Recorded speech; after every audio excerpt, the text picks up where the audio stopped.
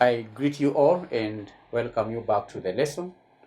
The subject is corporate governance and ethics. We continue with the chapter on internal corporate documents. In our today's lesson, we focus on board charter and board manual.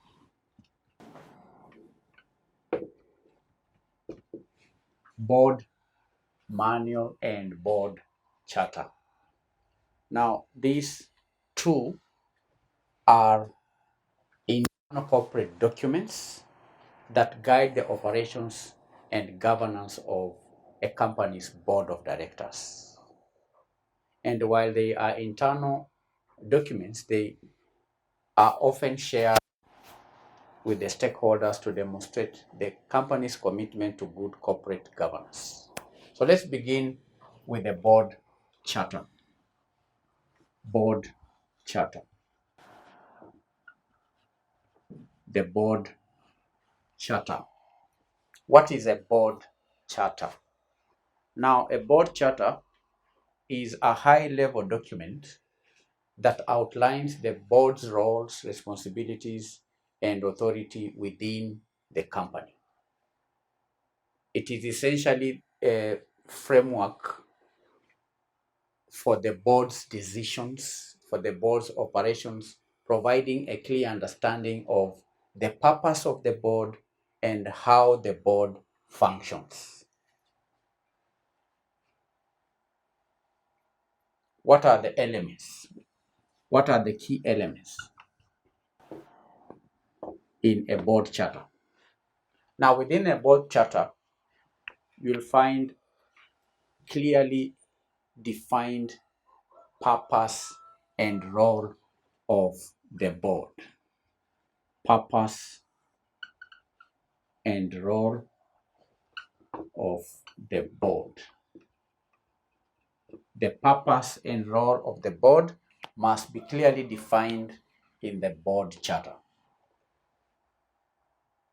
The primary responsibilities, such as setting strategic direction, overseeing management, and ensuring accountability, those are the key roles of a board, and it has to be contained in a board charter.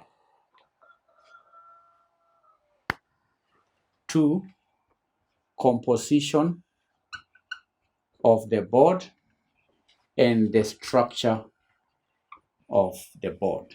Composition and structure of the board. A board charter outlines the desired size and the composition of the board. The desired 1, size, and 2, the composition of the board, including the mix of the executive and the non-executive directors, as well as any diversity considerations. That has to be clearly indicated within a board charter. Composition and structure. 3, board committees. Board committees. The board charter has to describe the roles and responsibilities of various board committees, such as the audit committee, the remuneration committee, the nomination committee, and so on. Risk management committee. All the responsibilities of such committees must be clearly described within a board charter.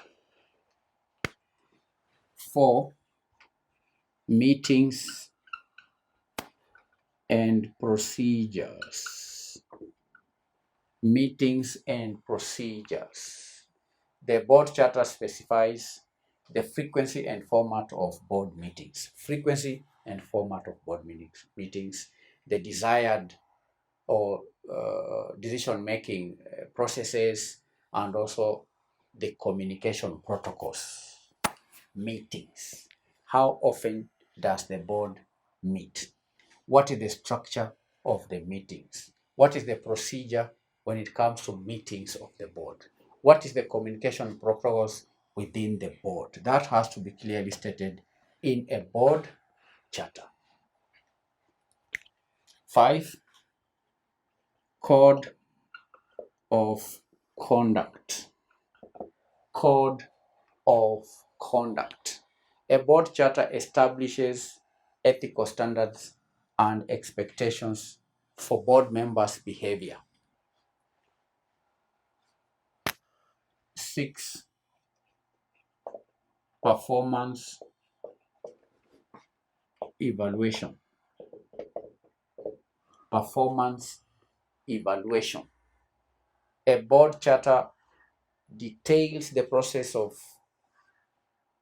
evaluating the board's performance and evaluating the effectiveness of the board.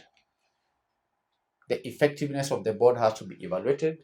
The performance of the board has to be evaluated. The details of such evaluation has to be contained in a board charter.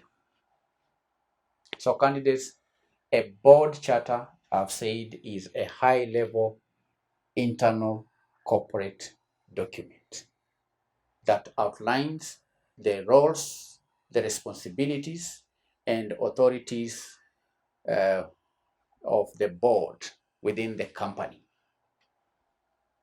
It is the framework for board's operations. So anything to do with the way the board has to operate has to be contained within a board charter, and that includes the purpose and role of the board, number 1. Number 2, the composition of the board. Number 3, the board committees. Number 4, meetings and procedures. 5, the conduct of the code of conduct, and lastly, the performance evaluation.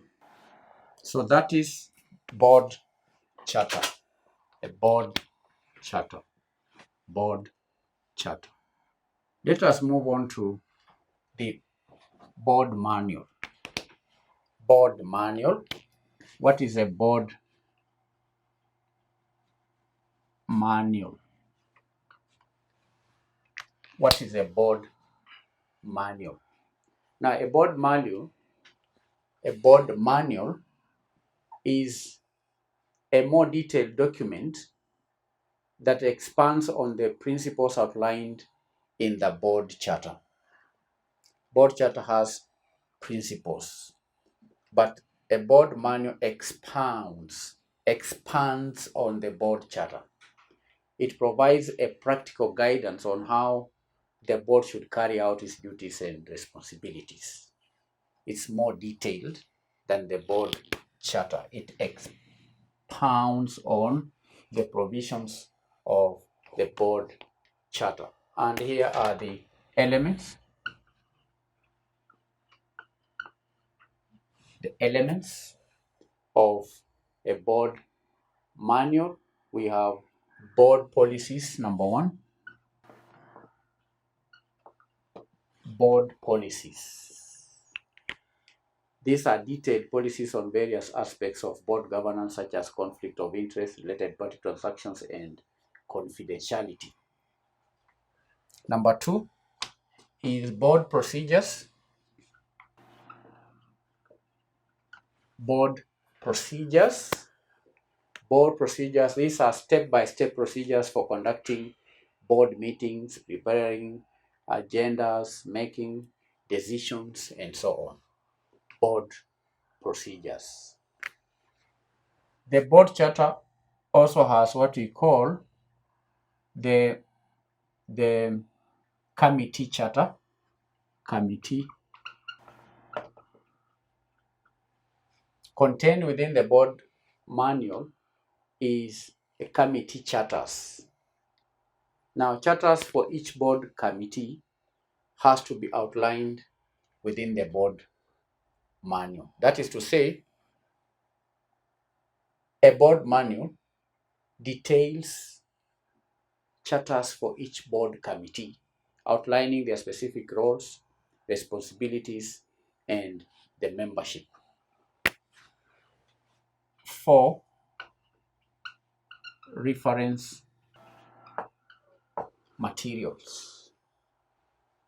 These are relevant laws, relevant regulations, industry guidelines that the board should be aware of. All the details regarding the industry, regarding the laws, within the relevant laws that the company has to adhere to, must be contained in a board manual. 5. Training and development. Training and development. Training and development. These are resources for board members, ongoing education and development. Ongoing. So these are 5 key elements of a board manual. Now, what's the importance of both board manual and board charter? Importance of both board manual and board charter. Number 1 is clarity and guidance. Provides clarity and guidance. Clarity and guidance. They provide clarity and guidance to board members on their roles and responsibilities, ensuring a consistent and effective approach to governance. Number 2, good governance. Good governance. These two provide or promote good corporate governance practices, enhancing the company's reputation and credibility. 3,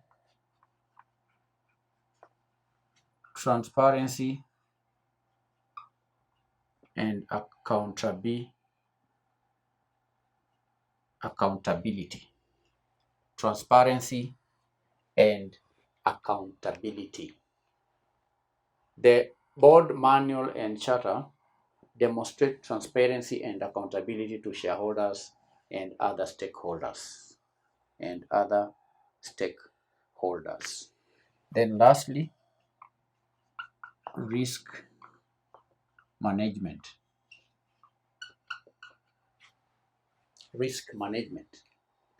A board charter and manual help identify and mitigate potential risks to the company by establishing clear procedures and guidelines. So these are 4 reasons why it's important for a company to have a board manual and a board charter. And that effectively brings the lesson to an end.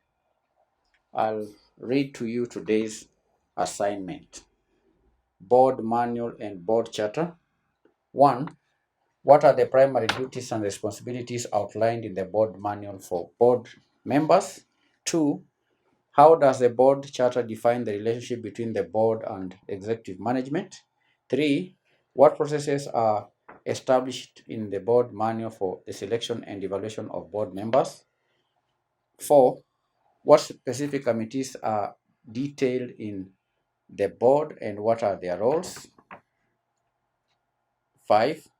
How does the board manual address conflicts of interest for board members? Thank you for attending the lesson. Bye.